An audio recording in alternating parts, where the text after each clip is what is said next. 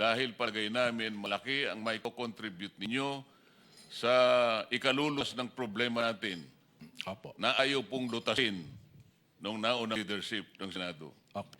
Ang pangalawang rason na nandito kami ay dahil nga po sa inyong paanyaya bilang chair ng subcommittee ng Blue Ribbon Committee.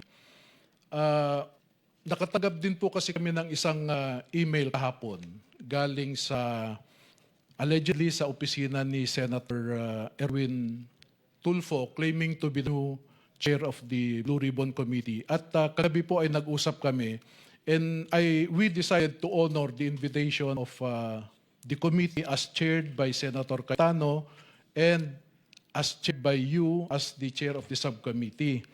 Dahil po, sabi nga ninyo kanina, ay mali yung proseso kahapon. At kanina lang po namin nalaman talaga na yung pagnanakaw pala ay habit forming.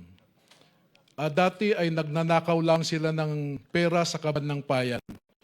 Ngayon o kahapon ay meron ding nagnakaw ng kapangyarihan.